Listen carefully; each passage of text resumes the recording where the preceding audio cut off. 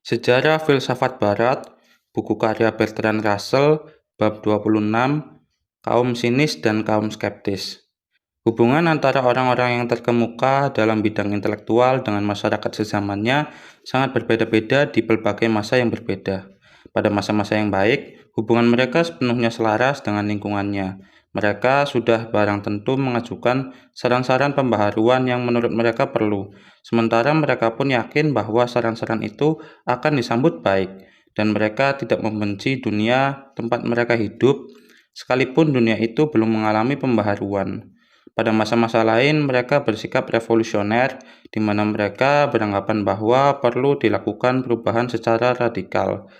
Seraya mengharapkan bahwa perubahan itu yang sebagian didorong oleh anjuran mereka akan berlangsung dalam tempo secepatnya. Namun, di masa-masa lainnya lagi, mereka berputus asa terhadap dunia, dan kendati pun mereka tahu apa yang diperlukan, mereka merasa kehilangan harapan bahwa anjurannya akan bisa terlaksana. Perasaan ini gampang tenggelam ke dalam sikap putus asa yang lebih mendalam, yang akan memandang hidup di muka bumi ini pada dasarnya buruk dan beranggapan bahwa kebaikan hanya bisa diperoleh dalam kehidupan di akhirat atau di dalam transfigurasi mistik. Di sejumlah masa, semua sikap demikian itu diambil oleh berbagai orang yang hidup pada zaman yang sama. Bisa diperhatikan umpamanya pada awal abad ke-19, Goethe adalah seorang periang, Bentham seorang pembaharu, Shelley seorang revolusioner, dan Leopardi adalah seorang pesimis. Namun pada kebanyakan periode terdapat suatu nada umum yang berlaku di antara para penulis besar. Di Inggris, nada itu berwatak riang dalam zaman kekuasaan Elizabeth dan pada abad ke-18. Di Perancis, nada itu menjadi revolusioner di sekitar tahun 1750. Di Jerman, menjadi berwatak nasionalistis sejak tahun 1813. Dalam periode dominasi eklesiastik sejak abad ke-5 hingga abad ke-15, berlangsung konflik tertentu antara apa yang diyakini secara teoretis dan apa yang sesungguhnya dirasakan. Secara teoretis, dunia ini ibarat lembah air mata, suatu persiapan di tengah penderitaan bagi suatu dunia yang akan datang. Namun, pada praktiknya, para penulis buku yang nyaris semuanya adalah kalangan rohaniawan tak bisa mengingkari rasa gembiranya betapa kekuasaan berada di tangan gereja. Mereka memperoleh kesempatan untuk melakukan banyak aktivitas tertentu yang mereka percaya ada faedahnya. Dengan demikian, mereka memiliki mentalitas kelas penguasa, bukan mentalitas orang-orang yang merasakan dirinya terbuang ke dunia asing. Ini adalah bagian dari dualisme yang menarik, yang berlaku di sepanjang abad pertengahan yang disebabkan oleh fakta bahwa gereja, meskipun bersendikan pada keyakinan tentang akhirat, merupakan lembaga terpenting dalam kehidupan sehari-hari. Persiapan psikologis bagi sifat ukhrawi agama Kristen ini berasal dari periode Helenistis dan ada kaitannya dengan menyusutnya peranan negara kota. Sampai kepada Aristoteles, para filsuf Yunani meskipun mereka mungkin mengeluhkan masalah ini atau itu, pada dasarnya mereka tak memiliki pandangan dunia yang berputus asa. Dan tak pula mereka merasakan dirinya tidak berdaya secara politik. Kadangkala bisa jadi mereka termasuk anggota suatu kelompok yang kalah. Akan tetapi, kalaupun memang demikian, kekalahan mereka disebabkan oleh kemungkinan-kemungkinan di dalam konflik, dan bukan karena kelemahan yang tak terhindarkan pada para cendekiawan itu. Bahkan mereka yang seperti Pythagoras dan Plato, yang dalam suasana batin tertentu mengutuk dunia indrawi dan mencari jalan keluar lewat mistisisme, pun memiliki rencana-rencana praktis untuk menggiring kelas penguasa menjadi para santo dan kaum cerdik cendekia. Ketika kekuasaan politik beralih ke tangan orang-orang Makedonia, para filsuf Yunani pun sudah sewajarnya menyingkir dari politik dan lebih mencurahkan diri pada masalah keutamaan atau keselamatan individu. Mereka tak lagi menanyakan, bagaimana manusia bisa menciptakan negara yang baik? Yang lebih mereka pertanyakan adalah, bagaimana manusia bisa tetap luhur di dalam dunia yang durjana? atau berbahagia di dalam dunia yang syarat derita. Benar bahwa perubahan itu hanyalah menyangkut soal tarafnya. Masalah-masalah demikian tadi sudah pernah dipertanyakan sebelumnya dan kaum Stoa nantinya selama sekian waktu kembali mengerahkan perhatian pada politik-politik Romawi, bukan politik Yunani. Tetapi perubahan itu bagaimanapun juga tetap nyata dengan mengecualikan filsafat stoicisme sampai derajat tertentu. Di sepanjang periode kekuasaan Romawi, pandangan mereka yang biasanya mencurahkan pikiran dan perasaan secara serius menjadi kian subjektif dan individualistis. Hingga akhirnya Kristianitas mengembangkan suatu asas tentang penyelamatan individu yang mengilhami semangat pewartaan agama dan melahirkan gereja. Sebelum hal itu terjadi, tak ada satupun lembaga yang kepadanya para filsuf bisa memberikan kesetiaannya sepenuh hati, dan karenanya tak ada saluran yang layak bagi rasa cintanya yang sah terhadap kekuasaan. Karena alasan inilah para filsuf dalam periode Helenistis sebagai manusia menjadi lebih terbatas jika dibandingkan mereka yang hidup di saat negara kota masih bisa mengilhamkan kesetiaan.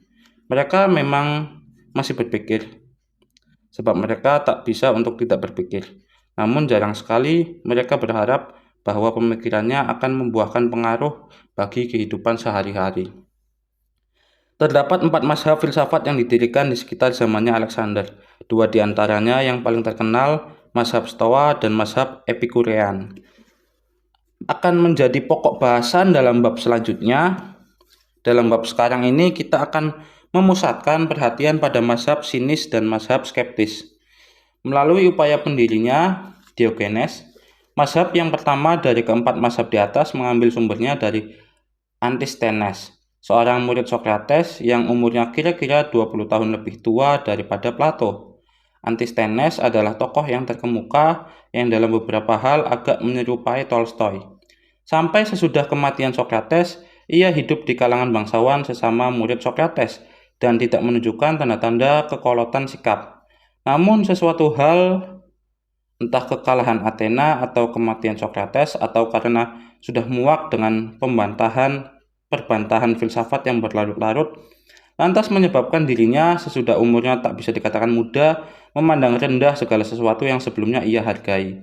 Ia tak menghendaki apapun kecuali kebaikan yang sederhana. Ia menggabungkan diri dengan para pekerja keras, pekerja kasar, dan berpakaian sebagaimana salah seorang dari mereka.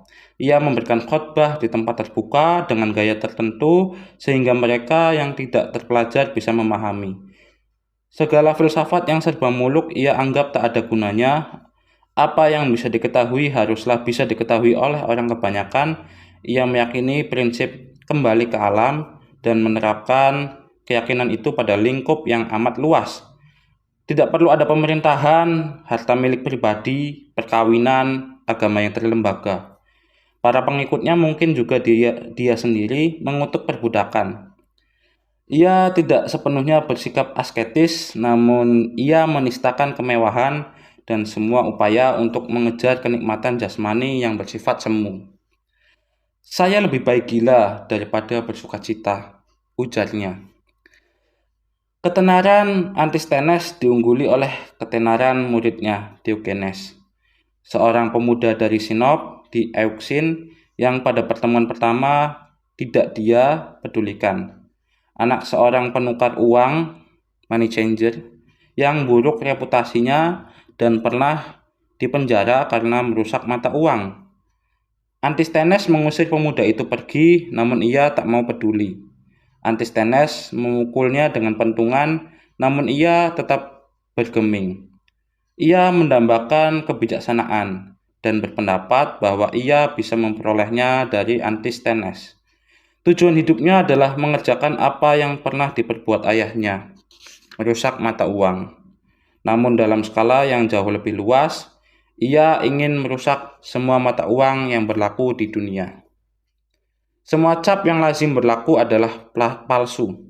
Orang-orang dicap sebagai jenderal dan raja, berbagai hal dicap sebagai kehormatan, kebijaksanaan, kebahagiaan, dan kekayaan. Semuanya hanyalah logam mentah dengan cap yang menipu.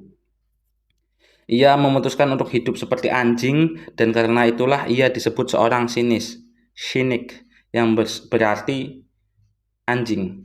Ia menolak semua konvensi, baik itu agama, adat istiadat, sandang pangan papan, atau sopan santun.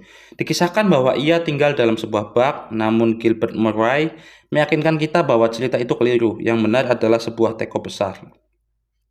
Seperti jenis yang dipakai pada zaman primitif untuk upacara penguburan. Ia hidup dengan mengemis seperti seorang fakir di India. Ia menyatakan ikatan persaudaraannya bukan hanya dengan seluruh ras manusia, namun juga dengan binatang-binatang. Ia adalah seseorang yang mengenai dirinya banyak sekali dongeng yang diriwayatkan. Bahkan ketika dia masih hidup, semua orang tahu betapa Alexander mengunjungi dia dan menanyakan, apakah dia menginginkan karunia? Hanya akan menghalangi cahayaku, demikian jawabnya. Ajaran Diogenes sama sekali berbeda dengan apa yang di zaman sekarang kita sebut sinis, bahkan sangat bertolak belakang. Ia memiliki semangat menyala-nyala untuk mencapai keutamaan, yang dalam perbandingannya dengan keutamaan itu, sebaliknya ia nyatakan bahwa barang-barang duniawi tak ada nilainya. Ia berusaha mencapai keutamaan dan kebebasan moral dengan jalan melepaskan diri dari hasrat. Tak usah pedulikan pelbagai barang yang biasa dilimpahkan oleh nasib mujur, dan akan terbebaslah kamu dari ketakutan. Dalam hal ini, sebagaimana akan kita lihat, doktrinnya diambil alih oleh kaum Stoa, namun mereka tidak mengikuti ajarannya yang menolak kenikmatan hidup hasil peradaban. Ia menganggap Prometheus telah dihukum secara adil karena memperkenalkan berbagai keterampilan kepada manusia yang lantas mengakibatkan keruwetan dan kepalsuan dalam kehidupan modern. Dalam hal ini, ia mirip para pengikut Tao, Rousseau, dan Tolstoy, namun lebih konsisten dibanding mereka. Walaupun ia hidup sezaman dengan Aristoteles, corak ajarannya lebih sesuai dengan semangat zaman Helenistis. Aristoteles adalah filsuf Yunani terakhir yang menghadapi dunia ini dengan sikap riang. Sesudah Aristoteles, semua filsuf dalam berbagai bentuk mengemukakan filsafat yang memalingkan diri. Dunia ini buruk. Marilah kita belajar untuk terbebas darinya. Segala barang di luar diri kita tak bisa dipercaya. Barang-barang itu berasal dari nasib mujur, bukan ganjaran bagi upaya kita sendiri. Hanya segala sesuatu yang subjektif. Keutamaan atau kepuasan yang bersumber dari sikap memalingkan diri, yang bisa dipercaya dan karenanya hanya hal-hal demikian itu sajalah yang akan dihargai oleh orang bijaksana. Secara pribadi, Diogenes sendiri sebetulnya adalah seorang yang bersemangat besar. Namun ajarannya, seperti semua ajaran pada zaman Helenistis, adalah ajaran yang hanya menarik bagi orang-orang yang sudah merasa letih, yang di dalam dirinya kekecewaan telah memadamkan gairah hidup yang alamiah. Dan jelas bahwa itu bukanlah ajaran yang dimaksudkan untuk bisa mendorong seni, ilmu pengetahuan, atau kenegarawanan, atau kegiatan apapun lainnya yang berfaedah, kecuali sekedar protes terhadap angkara yang sedemikian berkuasa. Menarik untuk mencermati bagaimanakah jadinya ajaran mazhab sinis itu ketika disebarluaskan. Pada permulaan abad ketiga sebelum Masehi, ajaran kaum sinis menjadi mode, terutama di Alexandria. Mereka menerbitkan wejangan ringkas yang mengungkapkan betapa nikmatnya hidup tanpa memiliki barang-barang material. Betapa bahagianya manusia jika hidup hanya dengan makan seadanya. Betapa hangatnya diri kita di musim dingin tanpa pakaian yang mahal-mahal. Yang mungkin saja benar jika berada di Mesir. Betapa tololnya jika seseorang mencintai tanah airnya atau meratapi kematian anak atau sahabatnya. Karena putraku atau istriku mati, ujar Teles, salah seorang yang menyebarluaskan ajaran kaum sinis. Cukuplah itu menjadi alasan untuk melalaikan diriku sendiri yang masih hidup dan tak mau lagi mengurusi harta milikku. Hingga di sini, lantas sulit jadinya untuk bersimpati terhadap hidup yang sederhana, yang sekaligus lalu berkembang menjadi terlampau sederhana. Orang mungkin akan heran siapakah yang akan menikmati wejangan-wejangan itu. Apakah orang-orang kaya yang beranggapan bahwa penderitaan kaum papa hanya ada dalam hayalan, ataukah kaum miskin baru yang sedang mencoba memandang rendah para usahawan yang meraih kesuksesan? Atau mungkinkah mereka orang-orang Munafik yang menipu diri sendiri bahwa sedekah yang mereka terima tak ada artinya. Kepada seorang kaya Teles mengatakan, "Engkau memberi dengan sukarela dan aku mengambil darimu dengan sikap perwira, tidak dengan menyembah-nyembah atau merendahkan diriku sendiri secara hina, pun tidak dengan mencela." Sebuah ajaran yang sangat gampangan. Sinisme populer tidak mengajarkan penolakan terhadap hal-hal yang baik di dunia ini, melainkan sekedar ketidakpedulian tertentu terhadap hal-hal itu. Dalam hal seorang yang berutang, mungkin hal ini lantas menjadi dorongan untuk tak mempedulikan kewajiban pada si pemberi pinjaman. Di sini kita bisa melihat bagaimana istilah sinis lantas memperoleh pengertiannya yang lazim.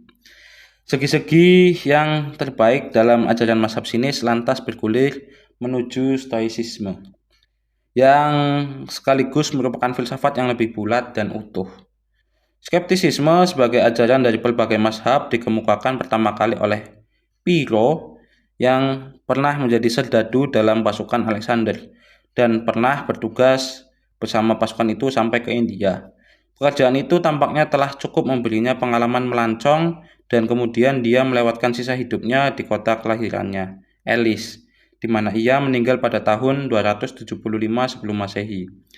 Tak ada banyak hal yang baru dalam doktrinnya kecuali dilakukannya sistematisasi dan formalisasi tertentu atas berbagai keraguan-raguannya sebelumnya. Skeptisisme dalam kaitannya dengan pelbagai indera telah menjadi persoalan para filsuf Yunani sejak masa yang amat dini. Yang bisa dikecualikan adalah mereka yang seperti Parmenides dan Plato menolak nilai kognitif persepsi dan menjadikan penolakan mereka itu sebagai peluang untuk melahirkan dogmatisme intelektual. Kaum sofis, terutama Protagoras dan Gorgias, telah digiring oleh ambiguitas dan kontradiksi yang muncul pada persepsi indrawi menuju suatu subjektivisme yang menyerupai pandangan Hume. Pyrrho mungkin, sebab dengan pintarnya ia tak menulis satupun buku, telah menambahkan skeptisisme moral dan logis pada skeptisisme yang berkenaan dengan indera. Konon ia pernah mengutarakan bahwa mustahil terdapat landasan rasional apapun untuk memilih rangkaian tindakan yang satu daripada lainnya. Di dalam praktik, ini bisa diartikan bahwa seseorang bisa saja cocok dengan adat istiadat negeri manapun yang ia tempati. Seorang pengikutnya di zaman modern mungkin biasa pergi ke gereja pada hari Minggu dan berdoa dengan sikap berlutut sebaik-baiknya, tetapi tanpa keyakinan religius apapun yang bisa dianggap mengilhami tindakannya itu. Kaum skeptis di zaman kuno menjalankan seluruh ritual keyakinan pagan dan kadangkala bahkan menjadi para pendetanya. Skeptisisme mereka memberikan jaminan bahwa perilaku ini tak bisa dibuktikan keliru, dan pandangan awam mereka yang telah melestarikan filsafat mereka memberi mereka keyakinan bahwa tindakan demikianlah yang menyenangkan. Skeptisisme sudah sewajarnya menimbulkan daya tarik bagi banyak pikiran yang tak filosofis. Orang-orang menyaksikan beraneka ragamnya mazhab-mazhab dan begitu tajamnya perbantahan antara mereka, dan memutuskan bahwa mereka semua mengaku memiliki pengetahuan yang pada kenyataan tak terjangkau. Skeptisisme adalah pelipur bagi manusia pemalas, sebab ia menganggap orang bodoh sama bijaksananya dengan cendekiawan yang benar-benar terpelajar. Bagi orang-orang yang berdasarkan perangainya membutuhkan semacam pedoman, skeptisisme agaknya tak akan memuaskan. Sebab sebagaimana semua ajaran dalam periode Helenistis, skeptisisme memaksudkan dirinya sendiri sebagai penawar kecemasan. Buat apa memusingkan diri mengenai masa depan? Masa depan sama sekali tidak pasti. Engkau toh bisa menikmati masa kini. Apa yang bakal terjadi masih belum pasti. Karena alasan inilah, skeptisisme mengalami kesuksesan luar biasa di tengah masyarakat umumnya. Perlu diperhatikan bahwa skeptisisme sebagai suatu filsafat bukanlah sekedar keraguan-raguan, melainkan sesuatu yang bisa disebut keraguan dogmatis. Seorang ilmuwan mengatakan, "Saya kira masalahnya begini dan begitu, tetapi saya tidak yakin." Seorang yang memiliki keingintahuan intelektual berujar, "Saya tidak tahu bagaimana masalahnya, tetapi saya akan berusaha mengetahuinya." Seorang penganut skeptisisme filosofis mengatakan, tak seorang pun yang mengetahui, dan tak seorang pun yang akan bisa mengetahui." Ini merupakan unsur dogmatisme yang menyebabkan sistem tersebut lemah. Kaum skeptis tentu saja membantah bahwa mereka secara dogmatis menekankan mustahilnya pengetahuan, namun bantahan mereka tidak meyakinkan. Akan tetapi murid Piro, Timon, mengutarakan sejumlah argumen intelektual yang berdasarkan logika orang Yunani amat sulit dijawab. Satu-satunya logika yang dipakai oleh orang Yunani adalah deduksi, dan seperti Euclid, semua deduksi harus berawal dari asas-asas umum yang dianggap jelas dengan sendirinya, self-evident. Timon menolak adanya kemungkinan untuk menemukan asas demikian itu. Dengan demikian, segala sesuatu harus dibuktikan berdasarkan sesuatu lainnya lagi, dan semua argumen akan merupakan suatu rangkaian melingkar atau tak berujung dan tak bergantung pada apapun. Dalam kasus yang manapun, lalu tak ada yang bisa dibuktikan. Argumen ini, sebagaimana akan kita lihat, berupaya memangkas akar filsafat Aristotelian yang mendominasi abad pertengahan. Beberapa bentuk skeptisisme yang pada zaman kita sekarang dikemukakan oleh orang-orang yang tidak sepenuhnya skeptis, belum terfikirkan oleh kaum skeptis zaman kuno. Mereka tidak meragukan fenomena atau mempersoalkan proposisi-proposisi yang menurut pendapat mereka hanya mengungkapkan apa yang kita ketahui secara langsung mengenai fenomena. Sebagian besar karya Timon telah hilang, namun dua fragmen tulisan yang masih selamat bisa menggambarkan pendirian ini. Seseorang mengatakan, fenomena senantiasa valid. Yang lainnya berujar bahwa madu adalah manis. Saya menolak untuk setuju.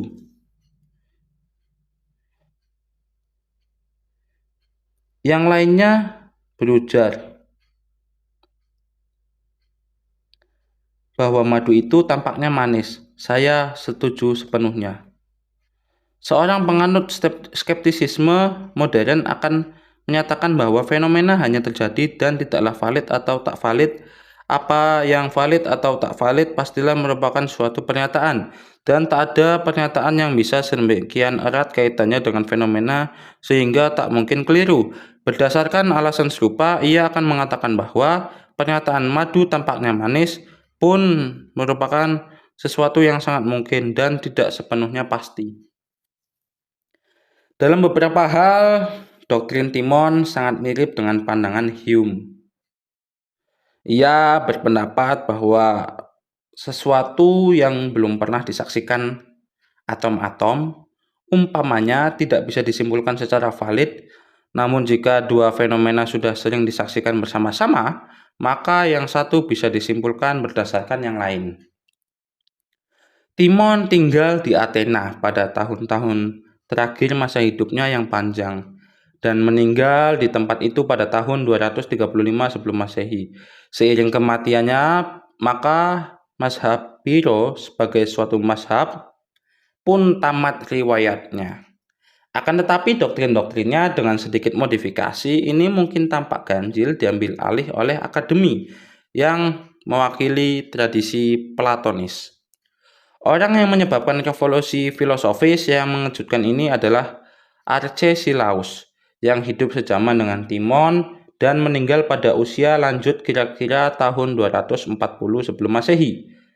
Apa yang dipetik dari Plato oleh kebanyakan orang adalah keyakinan terhadap dunia intelektual yang supra-indrawi dan keyakinan bahwa jiwa yang kekal lebih unggul daripada tubuh yang fana. Namun pandangan Plato memiliki banyak sisi, dan dalam sejumlah hal bisa dianggap mengajarkan skeptisisme. Sokrates dalam karya Plato mengaku tak mengetahui apa-apa. Kita lazimnya menganggap pernyataan itu sebagai ironi. Namun pernyataan itu sebetulnya bisa dipersoalkan secara serius. Banyak dialog-dialog Plato yang tak mencapai kesimpulan apapun dan sengaja membiarkan pembaca dalam keadaan ragu-ragu. Sejumlah dialog, misalnya separuh terakhir dari dialog berjudul Parmenides, mungkin tampak tak punya tujuan apapun selain menunjukkan bahwa sisi yang manapun dari semua persoalan bisa sama-sama meyakinkan. Dialektika Platonis bisa dianggap sebagai suatu tujuan daripada sekedar sarana, dan jika dipandang secara demikian, maka dialektika itu memang telah mendukung skeptisisme secara luar biasa. Inilah yang tampaknya merupakan cara Arcesilaus untuk menafsirkan pandangan Plato yang menurut pengakuannya masih dia ikuti. Ia telah memenggal kepala Plato, tapi bagaimanapun juga bagian badannya yang tertinggal memang asli. Cara Arcesilaus mengajar menunjukkan banyak hal yang patut dipuji. Sekiranya orang-orang muda yang belajar padanya telah mampu menghindarkan diri agar tak terlumpuhkan olehnya. Ia tak mengajukan tesis apapun, namun ia akan menyangkal semua tesis yang disusun oleh seorang murid. Kadangkala ia sendiri mengemukakan dua proposisi yang saling bertentangan secara berurutan dan menunjukkan bagaimana mempertahankan masing-masing tesis secara meyakinkan. Seorang murid yang cukup bersemangat untuk mendebat barangkali memang bisa mempelajari ketangkasan dan cara menghindari kesalahan. Pada kenyataannya, tak seorang pun yang tampaknya telah mendapatkan pelajaran apapun, kecuali kelihayan dan ketidakpedulian terhadap kebenaran. Sedemikian besar pengaruh Arcesilaus sehingga akademi tetap berwatak skeptis hingga kira-kira 200 tahun. Di pertengahan periode skeptis ini terjadi satu peristiwa menarik. Carneades, pengganti Arcesilaus yang cukup disegani sebagai kepala akademi, merupakan salah satu dari 3 filsuf yang dikirim oleh Athena untuk sebuah misi diplomatik ke Romawi pada tahun 156 sebelum Masehi. Menurutnya, tak ada alasan bahwa kedudukannya yang terhormat sebagai duta itu harus menghalanginya untuk memanfaatkan peluang penting, sehingga ia pun menyelenggarakan serangkaian kuliah di Romawi. Kalangan pemuda yang saat itu ingin sekali meniru adat kebiasaan orang Yunani dan mengetahui kebudayaan Yunani pun berbondong-bondong menyimak kuliahnya. Kuliahnya yang pertama menguraikan pandangan Aristoteles dan Plato tentang keadilan dan sepenuhnya bersifat mendidik. Akan tetapi kuliahnya yang kedua memusatkan perhatian untuk menyanggah semua yang telah ia paparkan pada kuliahnya yang pertama, bukan dengan tujuan untuk menghasilkan kesimpulan yang bertolak belakang, namun sekedar untuk menunjukkan bahwa semua kesimpulan tak bisa dibenarkan.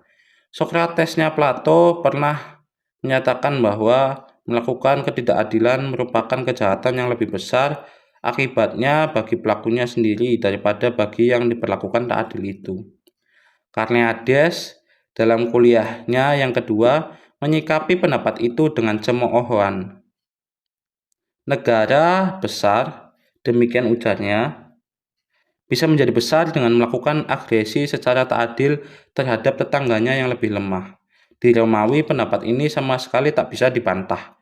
Di atas kapal yang sedang karam, Anda bisa menyelamatkan diri Anda dengan mengorbankan orang lain yang lebih lemah, dan Anda bisa dinilai bodoh jika tak melakukannya.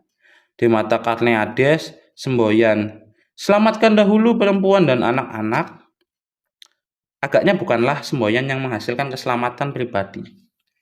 Apa yang akan Anda lakukan jika Anda sedang melarikan diri dari musuh yang memenangkan pertempuran? Sementara kuda Anda sudah lari, namun Anda lihat ada seorang kawan yang terluka di atas punggung kuda. Jika Anda cepat tanggap, Anda akan melemparkan dia dari punggung kuda dan merampas kuda itu, tanpa peduli dengan apapun yang dianjurkan oleh asas keadilan. Semua argumentasi yang sangat tidak mendidik ini akan mengejutkan mereka yang bukan pengikut Plato sejati. Namun tampaknya pendapat itu telah menyenangkan kaula muda Romawi yang berpikiran modern. Ada satu orang yang tidak merasa senang dengan kuliah itu, dan dia adalah Situa Cato, yang mewakili kode moral yang keras, kaku, bodoh, dan brutal. Dan dengan prinsip itulah Romawi mampu menaklukkan Kartago.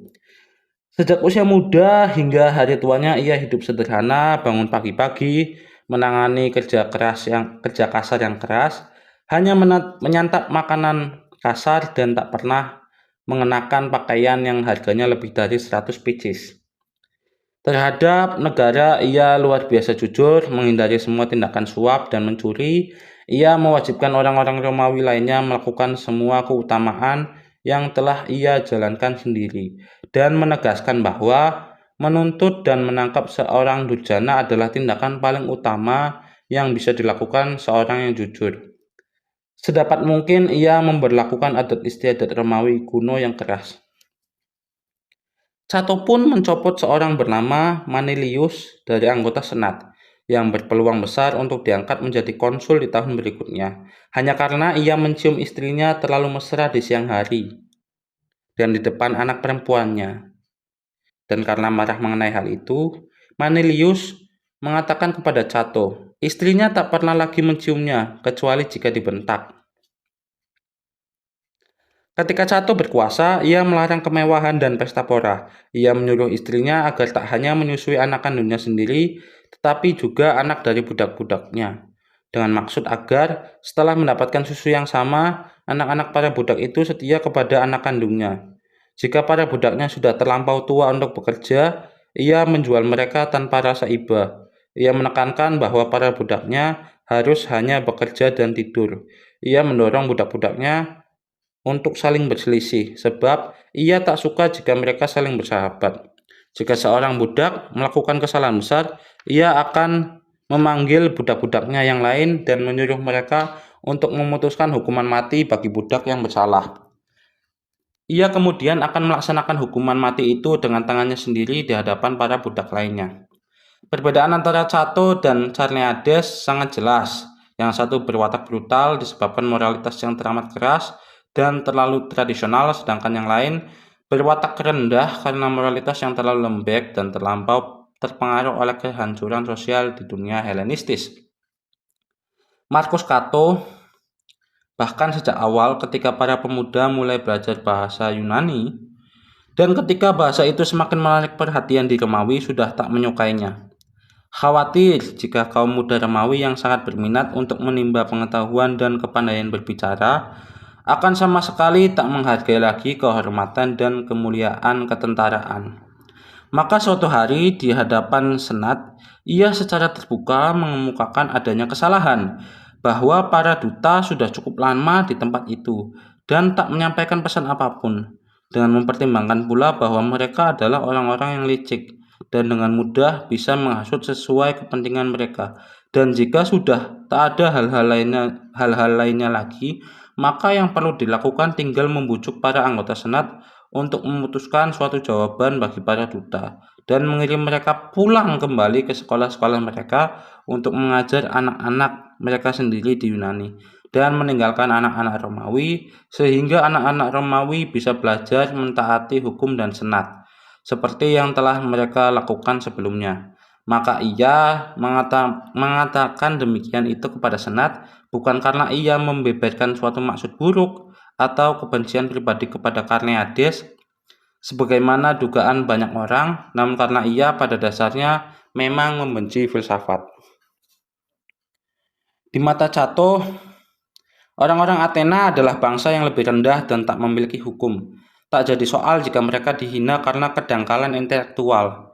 Namun kaum muda Romawi harus dijaga agar tetap kolot, imperialistis, bengis, dan tolol. Akan tetapi Cato gagal. Bangsa Romawi nantinya di samping tetap melestarikan perangai jahat dari Cato, pun mewarisi tabiat buruk Karneades. Kepala akademi berikutnya sesudah Karneades dari tahun 180 sampai 110 sebelum Masehi adalah seorang dari Kartago yang nama aslinya Hasdrubal. Namun dalam berhubungan dengan orang-orang Yunani lebih suka menyebut dirinya Clitomachus. Berbeda dengan Carneades yang membatasi dirinya dengan kegiatan mengajar, Clitomachus telah menulis lebih dari 400 buku yang beberapa diantaranya ditulis dalam bahasa Phoenicia. Pendirian yang diyakininya tampak serupa dengan pendirian Karneades. Dalam sejumlah hal, pandangan dari kedua orang itu bermanfaat. Dua orang skeptis itu menempatkan diri melawan keyakinan terhadap ilmu nujum, ilmu sihir, dan astrologi, yang memang kian merajalela. Mereka pun mengembangkan suatu ajaran yang konstruktif mengenai derajat probabilitas Meskipun mustahil, kita meyakini suatu kepastian. Beberapa hal lebih berkemungkinan untuk benar daripada beberapa hal lainnya. Probabilitas hendaknya menjadi panduan kita di dalam praktik, sebab memang beralasan untuk bertindak berdasarkan hipotesis yang probabilitas kebenaran paling tinggi. Ini merupakan salah satu pandangan yang akan disepakati oleh sebagian besar filsuf modern. Sayangnya, buku yang menguraikan persoalan itu telah hilang dan sukar untuk menyusun kembali doktrin tersebut berdasarkan beberapa petunjuk yang masih ada. Sesudah Clitomachus, akademi tak lagi berpandangan skeptis, dan semenjak zamannya Antiochus yang meninggal tahun 69 sebelum Masehi, selama berabad-abad kemudian ajarannya bisa dikatakan tak berbeda dengan ajaran kaum Stoa. Walau demikian, skeptisisme tidaklah lenyap. Skeptisisme dihidupkan kembali oleh seorang berkebangsaan Kreta bernama Aenesidemus yang berasal dari Knossos, di mana sebagaimana yang kita ketahui agaknya telah terdapat kaum skeptis semenjak 2000 tahun sebelumnya, yang menyuguhkan hiburan bagi para kerabat istana yang kendor moralnya dengan ajaran yang meragukan kekeramatan Dewi Ratu Bintang. Tak ada kepastian tentang masa hidup Aenesidemus yang membuang doktrin-doktrin probabilitas yang diajarkan Carneades dan mengembalikannya ke bentuk skeptisisme yang lebih awal.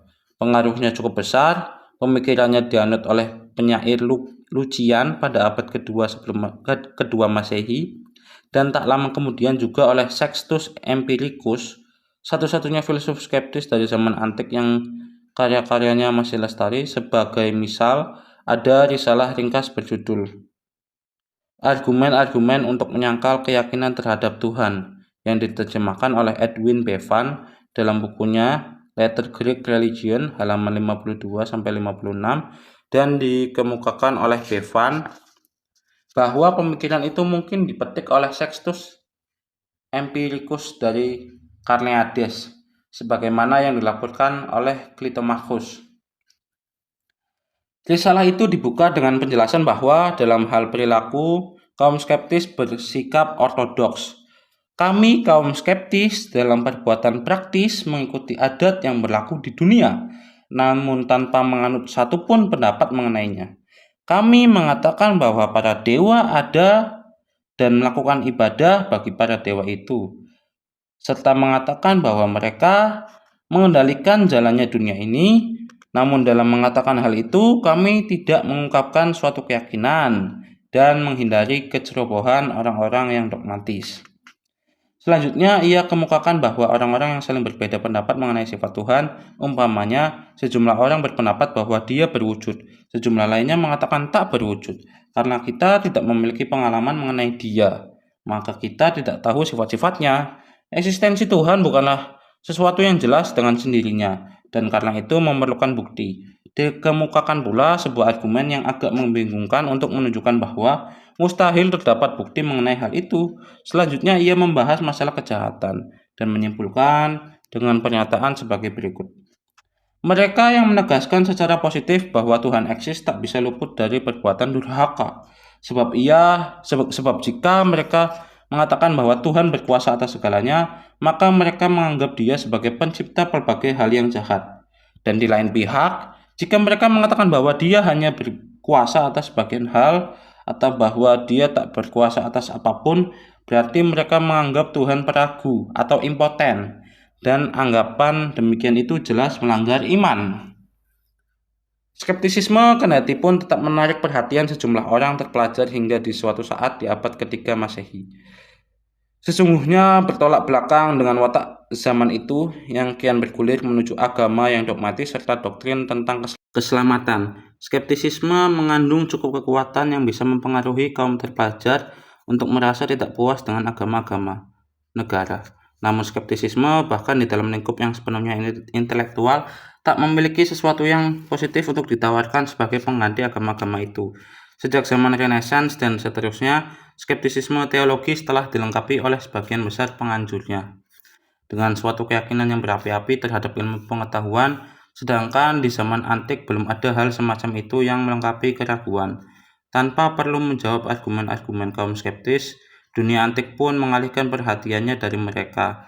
dewa-dewi Olimpian telah kehilangan wibawanya, maka terbukalah jalan lapang bagi berlangsungnya invasi agama-agama Oriental yang bersaing demi keyakinan tahayul hingga saatnya agama Kristen meraih kemenangan.